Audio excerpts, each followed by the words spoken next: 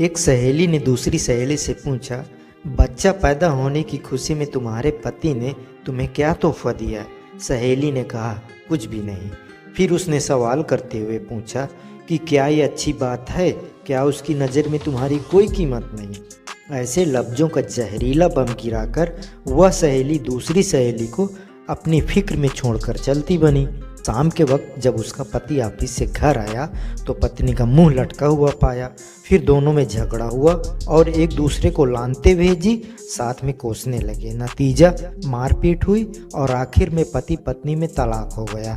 जानते हैं प्रॉब्लम की शुरुआत कहाँ से हुई? उस फिजूल की बात से जो उसका हाल चाल जानने आई उसकी सहेली ने कहा था।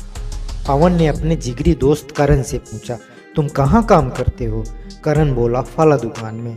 पवन फिर पूछा, कितनी तनख्वाह देता है मालिक? करण बोला, 15,000। पवन, बस 15,000 रुपये? यार तुम्हारी जिंदगी कैसे कटती है इतने पैसों में? करण ने गहरी सांस ली और बोला, बस यार क्या बताऊं। मीटिंग खत्म हुई। कुछ दिनों के बाद करण अब अपने काम से बेरुखा हो गया और तनख्वाह बढ़ाने की डिमांड कर दी, जिसे मालिक ने रद्द कर दिया। करण ने वो जॉब ही छोड़ दी और बेरोजगार हो गया। पहले उसके पास काम था, अब काम नहीं रहा। एक साहब ने एक शख्स से कहा जो अपने बेटे से अलग रहता था, तुम्हारा बेटा तुमसे बहुत कम मिलने आता है, क्या उसे तुमसे मोहब्बत नहीं है? बाप ने कहा, बेटा ज़्यादा व्यस्त रहता है, उसका काम का शेड्यूल बहुत सख्त है, उसकी बीवी बच्चे हैं, उसे बहुत कम वक्त मिलता है। प्रॉब्लम वही फिजूल की बात। एक आदमी बोला, वाह क्या बात हुई, तुमने बेटे को पाला पोसा पढ़ाया लिखाया, उसकी हर ख्वाहिश पूरी की, अब उसको बुढ़ापे में व्यस्तता की वजह से मिलने का वक्त नहीं है। यह तो ना मिलने का बहाना है। इस बातचीत के बाद बाप के दिल में बेटे के प्रति शंका पैदा हो गई। बेटा जब भी मिलने आता वो यही सोचता रहता कि उसके पास सबके लिए वक्त है सिवाय मेरे।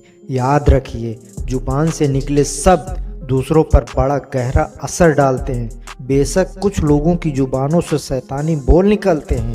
हमारी रोज़मर्रा की ज़िंदगी में बहुत से सवाल हमें बहुत मासूम लगते हैं, जैसे अरे वो कौन होता है, उसने तुम्हारे साथ गलत किया है, तुमने क्यों नहीं खरीदा, तुम्हारे पास यह क्यों नहीं है, तुम इस शख्स के साथ पूरी ज़िंदगी कैसे चल सकती हो, तुम उसे कैसे मान सकते, वगैरह वगैरह। इस तरह के बेमतलबी फिजूल के सवाल कुछ जानबूझकर और कुछ नादानी में या बिना मकसद के हम पूछ बैठते हैं, जबकि हम यह भूल जाते हैं कि हमारे ये सवाल सुनने वाले के दिल में नफ़रत या मोहब्बत का कौन सा बीज बो रहे हैं।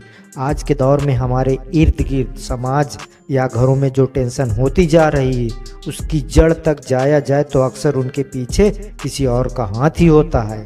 वह ये नहीं जानते कि नादानी में या जानबूझकर बोले जाने वाले सवाल किसी की जिंदगी को तबाह कर सकते हैं। ऐसी हवा फैलाने वाले हम ना बने तो अच्छा है, और ऐसे लोगों से सावधान रहें, कभी मौका न दें।